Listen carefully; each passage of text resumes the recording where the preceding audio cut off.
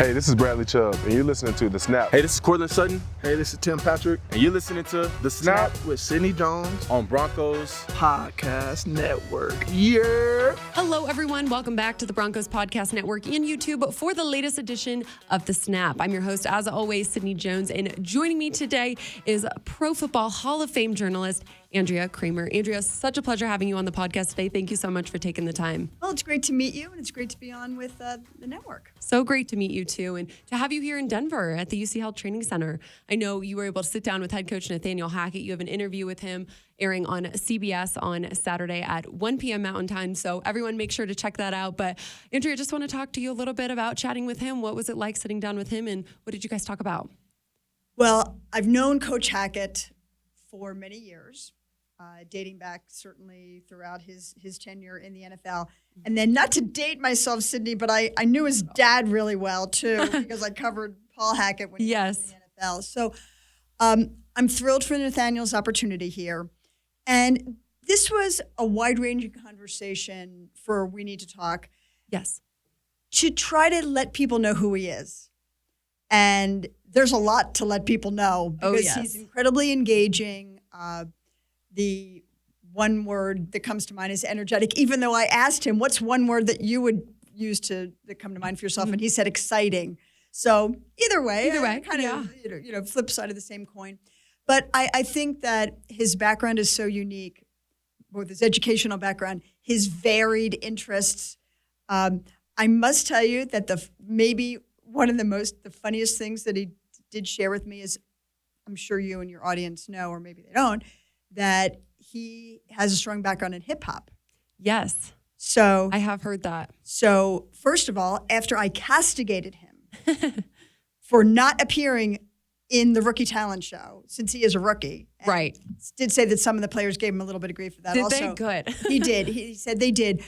But he told me that he told Sierra that he would be a backup dancer. He wants to be in a music video? And that I thought that was just absolutely hilarious. And then, of course, he admitted, even though I'm not sure this was the smartest thing for him to admit, he was more excited about meeting Sierra than he was about meeting Russell. But so were you. Yeah. I think most people would be the same. Oh, but yeah. Anyway, but no, I think we talked about the derivation of his offensive philosophy. Obviously, we talk about his dad, Paul, but also the Mike Shanahan influence, which he's bringing back the outside zone scheme that Mike and Alex Gibbs ran to perfection to 2 Super Bowl titles here in Denver in the heyday. So I think it's a great move. Talk about a restart for an entire organization. Absolutely. To have the new ownership, the new head coach, the new quarterback, franchise quarterback. Yeah. I'm happy for you guys because it's a great time to be a Broncos fan. It absolutely is. You're right. Like you mentioned, Andrea, there's been a huge energy shift here within the Broncos organization this offseason, just with the energy and the mindset, the attitude that Nathaniel Hackett brings, and with the addition of Russell Wilson, the new owners. With all of that, do you feel like this might be the year that the Broncos are able to break this 6-year playoff drought? I mean, what are really your thoughts on this year's team? Well, I'll ask you this. The 6-year playoff drought, not having made the postseason since Super Bowl 50, what have you not had since Super Bowl 50? A franchise quarterback. That is correct. Absolutely. Ding, ding, ding. Yeah. And 2 blondes, and they can figure it out. Yeah. What do you know? But who would guess?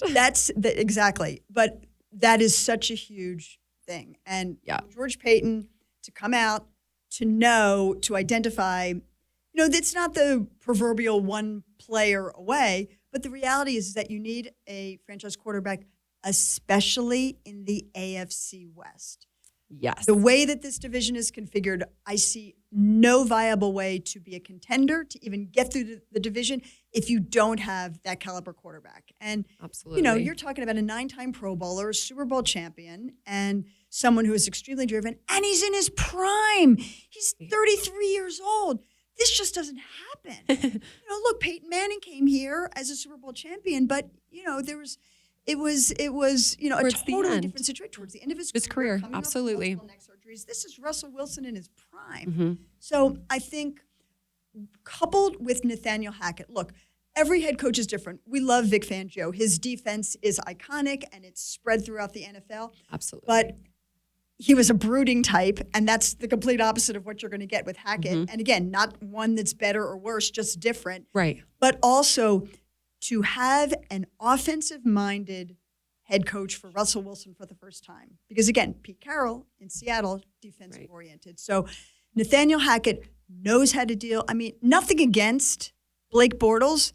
Right. He engineered a offense that Blake Bortles and the Jacksonville Jaguars took to the AFC Championship game. What better credibility is that for Nathaniel Hackett? And oh, by the way, he's worked with the two-time, MVP for the past 3 years. So past 2 years, 4-time MVP, obviously, for Aaron Rodgers. So I think that this is a great partnership in the making, and Nathaniel Hackett knows how to get the most out of quarterbacks. Absolutely. It's been fun to see over the past couple of weeks of training camp because we've heard so much about Nathaniel Hackett's offensive scheme, but we've really seen it come to fruition now and seeing how it's become really this combination of both Nathaniel Hackett and Russell Wilson's offense, which I think is just so important. Well, that's also, you hear coaches say this, but then their actions belie it.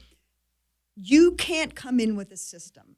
You have to come in with a philosophy and then look at what your quarterback in particular, what his strengths are, what he's comfortable with, and build your system around that. And I don't think there's any question that that's what Hackett is doing, what he's always done.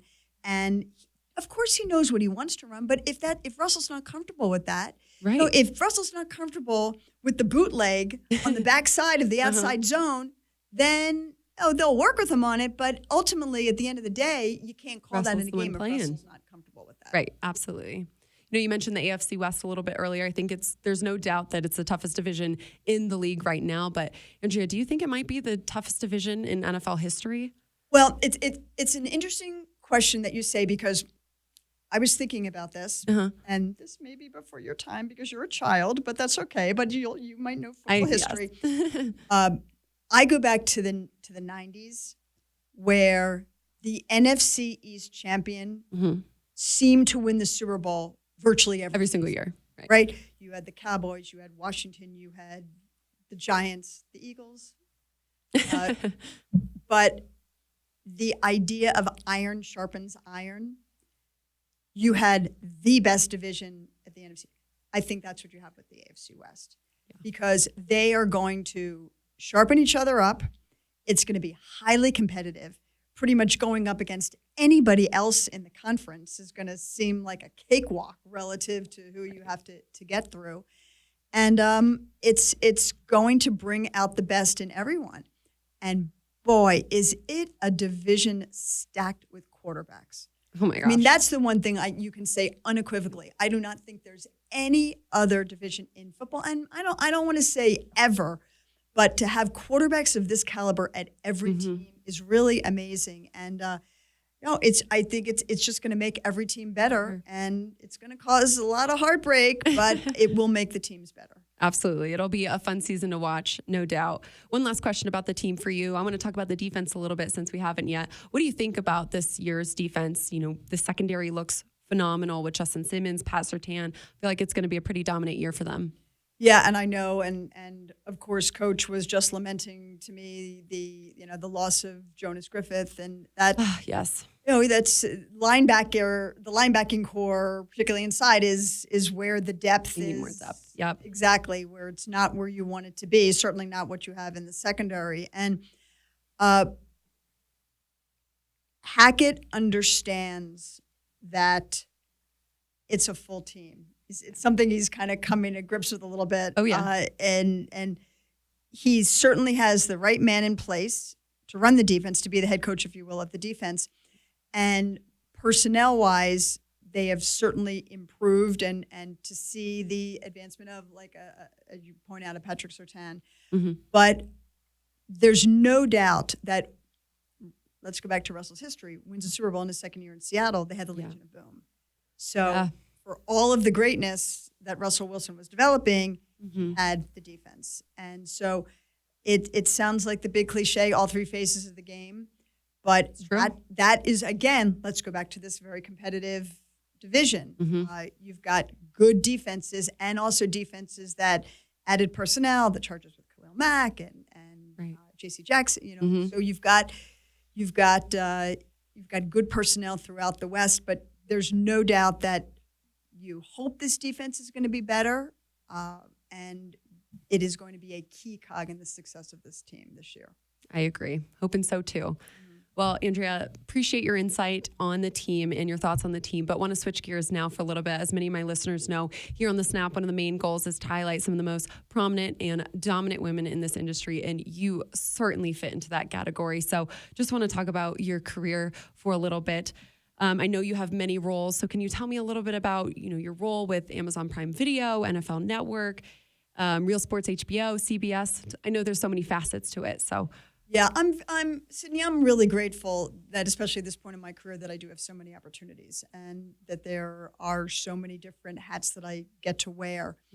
As an aside, and I don't want to forget to say this, I'm not sure if you're aware, the Broncos have always been extremely proactive when it comes to women in the community. So years back, for several years in a row, I used to host an event here in Denver called NFL 101. Oh, wow. Which was teaching women about football, and we used to have it at the stadium. Oh, that's phenomenal. It was tremendous. We had players come in. There were classroom sessions.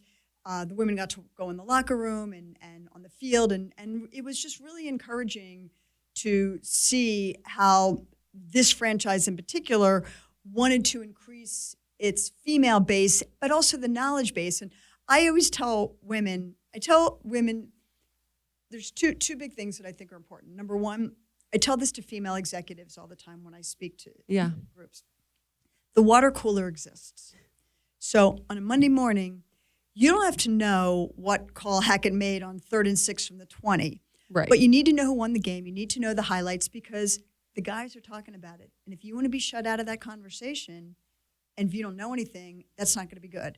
Right. So the water cooler exists, and you need to be conversant in the language of sports and in the sports headlines.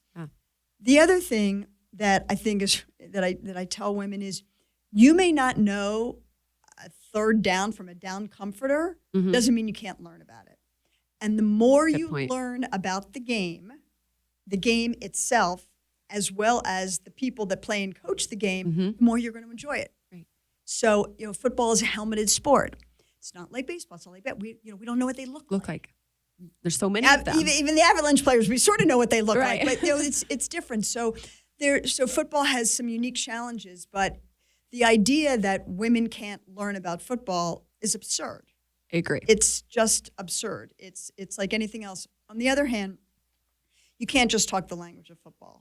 So when I became the first full-time female NFL game analyst, yes, and half of the first, and to this date only, all-female broadcast booth with my amazing partner, Hannah Storm, it was very daunting.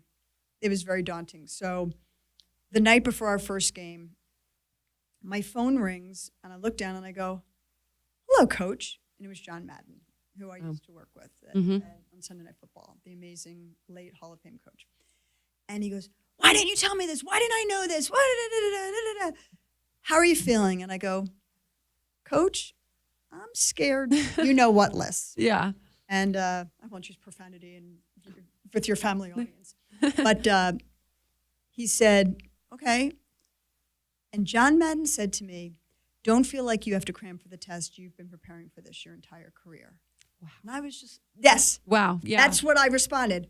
Wow. When John Madden tells you that, you better listen to that. Right. So it sort of I just got the chills. Right. It tamped down my anxiety level from about 100 to maybe a 60, but at least the trajectory was going down. Yeah. Right. So that was good.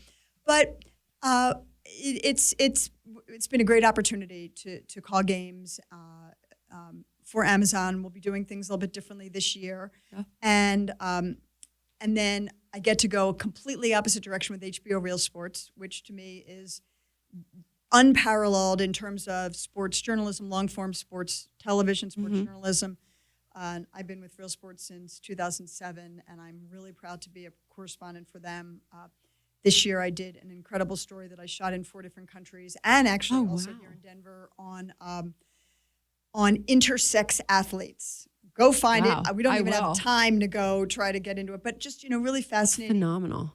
stories. So I get to really delve in deep in my journalistic chops on that. Get to work for CBS as I am here for We Need to Talk, the all-female sports show. Which is fantastic. If you guys haven't watched it, go watch some episodes. You get to express your opinions, which you don't really get a chance to do, but also get to come out and show people who someone like Nathaniel Hackett is. And then, of course, also get to work, do some stories for the NFL Network and do commentary for them. So I know people say this, Sydney, but I really mean it from my heart.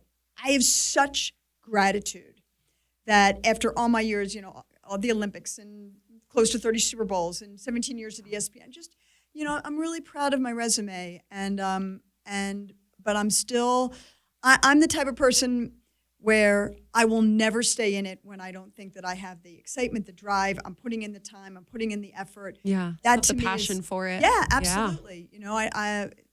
I will walk away before I lose opportunities, and I can report back and say I still feel pretty psyched about it. I still come out and do an interview like this and get pretty excited. Pretty excited. That's amazing. That's amazing meeting someone like you and seeing a young woman that's coming up in the business and absolutely asking good questions and being, wanting to do things the right way and being smart and learning. And I always tell young people, young women in particular, do not BS your way through anything.